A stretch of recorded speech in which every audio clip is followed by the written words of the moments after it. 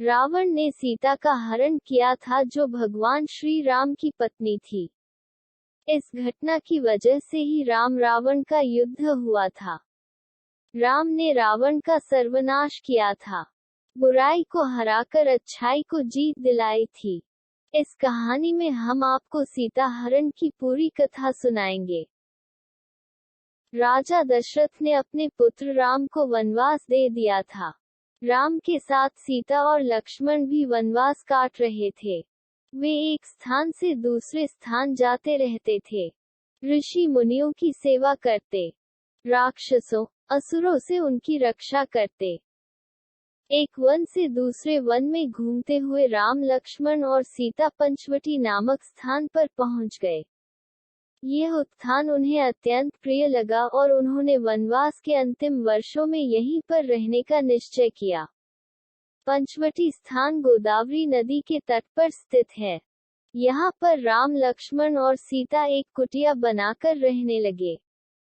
राम लक्ष्मण और सीता का वनवास का समय शांतिपूर्वक बीत रहा था। तभी राक्षस कन्या शूर्पणखा उसी वन में भ्रमण कर रही थी।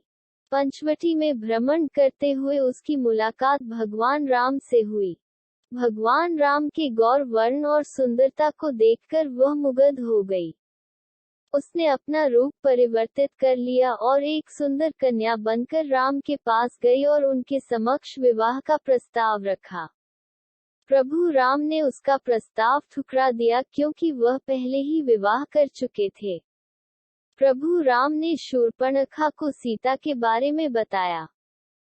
प्रभु राम ने शूर्पणखा से कहा कि तुम मेरे छोटे भाई लक्ष्मण से विवाह कर सकती हो। वह रूपवान और गुणवान है। उसका शरीर स्वस्थ अत्यंत आकर्षक है। वह एक बलवान पुरुष है। तुम अपना विवाह प्रस्ताव लेकर लक्ष्मण के पास जाओ। तुम्हारी इच्छा पूरी हो जाएगी। जब शूर्पणखा विवाह का प्रस्ताव लेकर लक्ष्मण के पास गई तो उन्होंने अस्वीकार कर दिया। लक्ष्मण बोले कि वे अपने भैया और भाभी के दास हैं। यदि शूर्पणखा उनसे विवाह करती है तो उसे भी दासी बनना पड़ेगा। इस बात से वह बहुत अपमानित महसूस करने लगी और उसने माता सीता पर आक्रमण कर दिया। वह सोचने लगी कि यदि सीता की मृत्यु हो जाएगी तो राम उससे विवाह कर लेंगे। ये सोचकर उसने सीता पर आक्रमण किया था। लक्ष्मण ने सीता की रक्षा करते हुए अपनी तलवार निकाली और शूर्पणखा की नाक काट दी। इससे उसे बहुत दर्द हुआ और अपमानित महसूस करते हुए वह अपने भाई खर और दूषण के पास गई और लक्ष्मण से बदला लेने के लिए कहने लगी। शूर्पणखा द्वारा उकसाने पर खर और दूषण राम और लक्ष्मण से बदला लेने के लिए आए और युद्ध करने लगे। पर कुछ ही देर में दोनों मारे गए। अपने भाइयों की मृत्यु को देखकर वह और नाराज हो गई। शूर्पणखा अपना प्रतिशोध लेने के लिए राक्षसों के राजा और अपने बड़े भाई रावण के पास गई। उसने पूरी बात चीखते हुए बताई कि किस तरह लक्ष्मण ने उसकी नाक काट दी। शूर्पणखा ने रावण को सीता के रूप और सुंदरता के बारे में भी बताया, जिससे रावण अत्यंत आकर्षित हुआ। वह अपने पुष्पक विमान में बैठकर आया और राक्षस मारीच के पास गया। मारीच के पास अपना रूप बदलने की दिव्य शक्तियां थी। रावण ने मारीच से सीता हरण योजना में शामिल होने को कहा। पहले तो मारीच ने रावण को मना कर दिया, परंतु रावण द्वारा दबाव बनाने पर वह सीता हरण षड्यंत्र में शामिल हो गया। यदि मारीच ये बात नहीं मानता तो रावण उसकी हत्या कर देता। उसने प्रभु राम द्वारा मिलने वाली मृत्यु का चुनाव किया। रावण के कहने पर मारीच ने स्वर्ण मृग सुनहरा हिरण का रूप धारण कर लिया और माता सीता का ध्यान आकर्षित करने लगा। जैसे ही माता सीता ने मारीच को देखा, उन्होंने राम से आग्रह किया कि मरीच को पकड़कर ले आए। प्रभु राम सीता माता की इच्छा पूरी करने के लिए स्वर्ण मृग मारीच के पीछे चले गए। जाने से पहले उन्होंने अपने छोटे भाई लक्ष्मण को सीता की सुरक्षा की जिम्मेदारी सौंपी। बहुत समय व्यतीत हो गया पर प्रभु राम नहीं लौटे।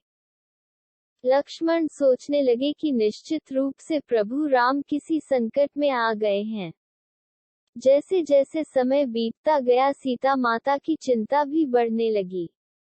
वे भी राम को लेकर व्याकुल होने लगी।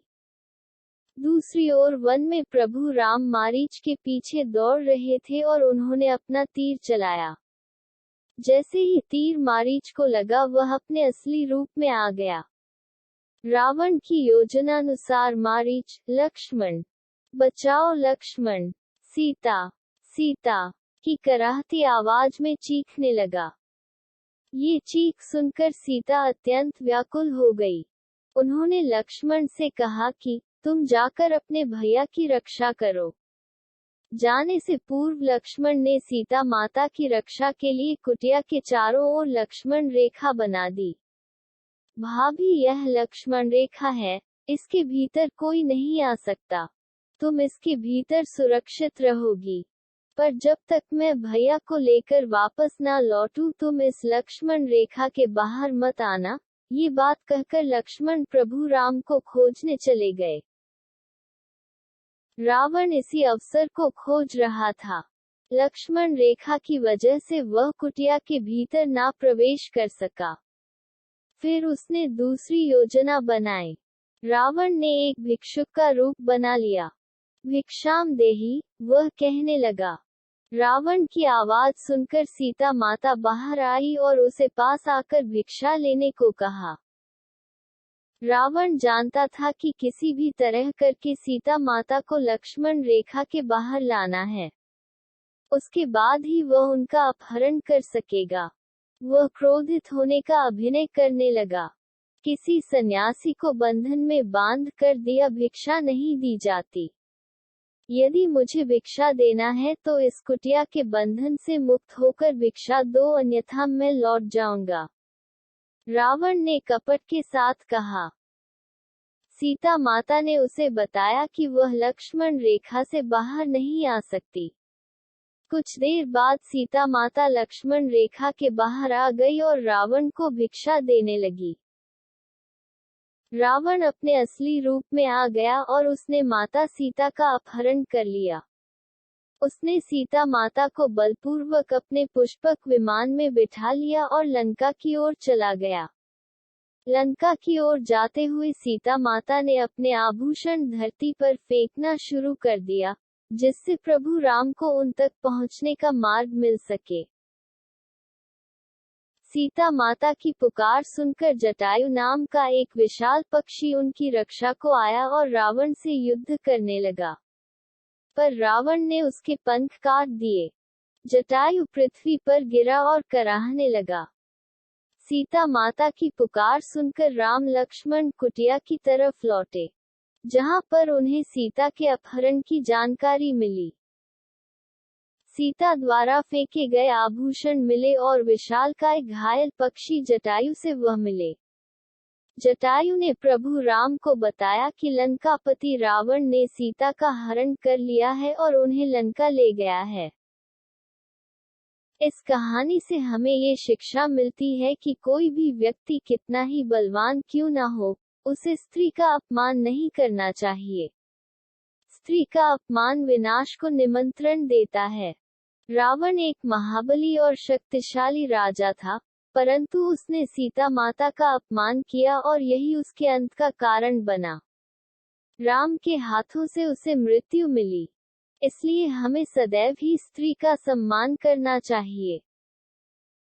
सब्सक्राइब करें हमारा चैनल आने वाली रामायण की कहानियाँ के लिए। धन्यवाद।